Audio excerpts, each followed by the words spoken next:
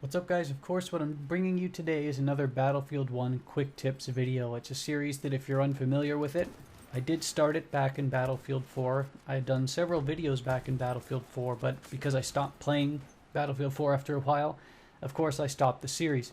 So I figured it would make a lot more sense to bring it back for Battlefield 1 as I see myself playing this game quite a bit because I'm having a blast with it.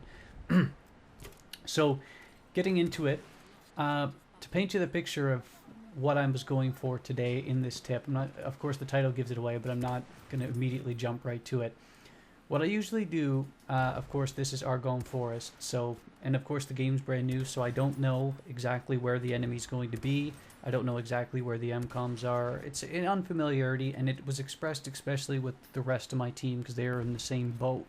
So, what I wanted to do is, and it's the same logic I usually do.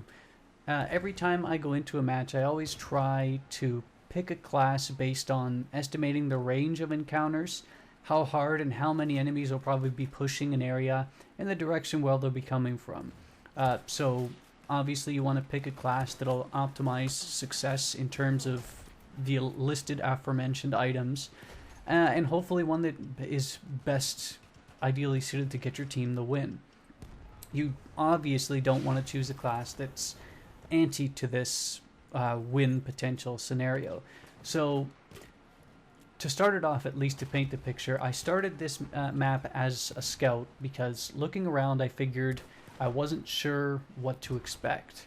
I wasn't sure the length of engagements, and I figured at the very least, as much as I'm not doing bad right now, that I could help my team through spotting, because as you see with the flares, look, the whole area is designated. We all know they're over there. I'm throwing the gas as much as I can to try and push them back off the MCOM so we can make that hopefully saving push of saving it. But at this point, obviously, we just lost both. That team just, they were very aggressive. I was starting to see immediately after that first set of MCOMs that they were a very aggressive pushing team. They seemed to attack. They didn't really split up either. They tended to group up as like, if with 12 on each team, they grouped up as like a team of 8 toward the MCOM and then another 4 scattered about. So they were a very aggressive team at pushing those MCOMs. And of course I started to realize after a while that maybe staying as scout, as much as I can usually handle myself pretty well with it, might not be the best idea in this scenario because of course I'm not going to, even best case scenario, if you face 3 players and 3 are distracted, which means you can divide those 3 players into one-on-one encounters, figured it might not be the best in this scenario. So you'll see in a second as we get swarmed, I try and hold this guy off to no avail and they take that MCOM. I do switch, and I switch to the medic class, and I feel this was the most, this class at the moment was going to give me the most potential for success, and that's the quick tip for today as I finally arrive at it. Don't be afraid to switch kits.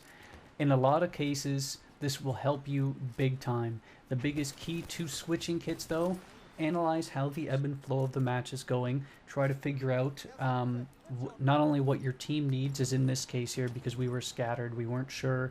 It's a new map, it's a new game.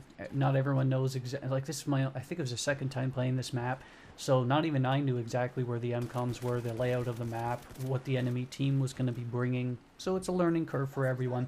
But I figured at the very least, what I can do by playing medic is give myself and my team health and keep the team alive. And secondly, the Mondragon Storm, which is the weapon I'm using here, was going to give me a much better chance of success in the long term in this map, because I started to realize, at least at this MCOM section, most of the engagements were going to be a sort of medium range, close range engagement, which was going to be, and since they were attacking as packs, which we've already discussed, staying as scout wouldn't have been very good. But look, there's 2 down immediately.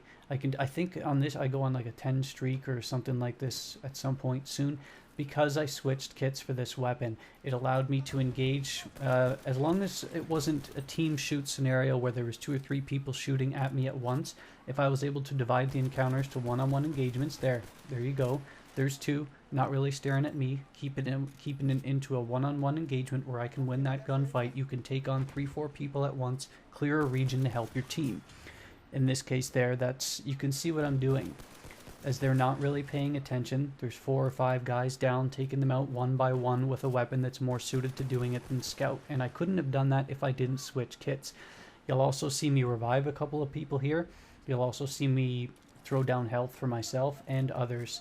So I guess that's, of course, the general quick tip today is recognize what the enemy team is trying to do, recognize what your team is doing or not doing, and try to make that success that plugs that gap, so to speak.